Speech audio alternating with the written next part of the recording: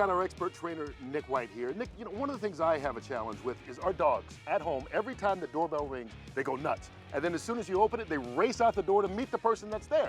How do you stop that? So that's a question we get all the time. We call that door manners. Getting the dog used to waiting at the door versus running out the door. The biggest thing that you can really do to help fix or prevent that is practice it every day. You can have your wife go out, ring the doorbell.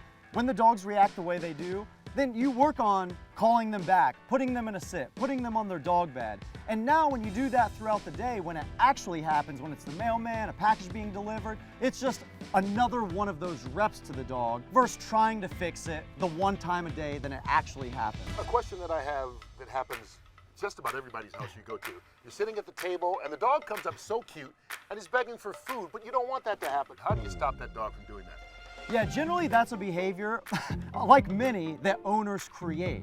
So how they create that is you give the dog food from the table. Maybe you have a child, that's where we see it a lot, toddler, you're not looking, they'll drop some food down. So essentially you're teaching the dog the reward comes from the table. So what we always recommend, it's fine to give your dog most human food, however, never give it from the table, and instead of giving it from the table, always put it in their bowl after you eat dinner. So now the dog associates the human food comes from my bowl, so now while you're eating dinner at the table, they're waiting at their bowl, waiting for you to bring it over, versus waiting at the table. All right, every dog is different, we know that.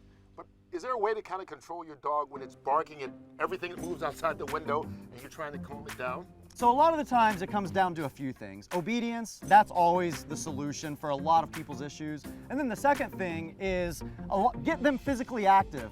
Get them out, get them on runs. A lot of that is like pin up energy. They've been in the house all day, they see fun, they see it, you know, the mailman, the bicycles going by, and they just have a lot of that pin up energy. So exercise, discipline, that always helps. You know, so many people love dogs, and they go out and they adopt a dog, and then at some point you find out, maybe this dog is a little bit too much for me or my family.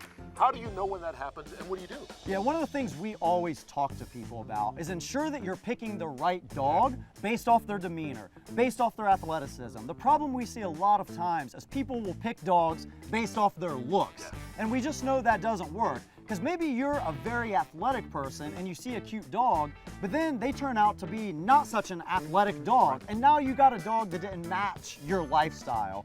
However, a lot of the times, Curt, is we see the opposite. We see a dog where you're not that athletic of a person. You see a cute Belgian Malinois, like some of the ones here tonight, that are super high energy, super driven dogs that need a lot of attention and a lot of athletic work. A lot of exercise. Yeah, and if you're not the person that's doing that, it's gonna create problems. They're gonna be crazy in your house. They're gonna destroy things. So again, it really goes back to from day one in the beginning, ensure you get a dog that matches your lifestyle, kind of a lazy one or a very athletic one. Pick the dog that matches that.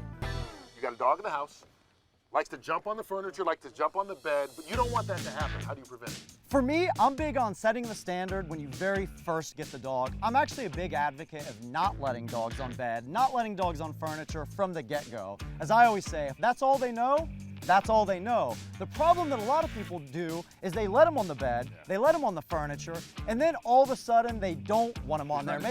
Yeah, maybe you have guests over, and for me, it's pick or choose. Either let dogs on the furniture, and that becomes the expectation the dog grows used to, or don't let them on the furniture, and that becomes the expectation, and that's all they know. So for me, I'm a big advocate of just not letting them on the bed, not letting them on the furniture to begin with.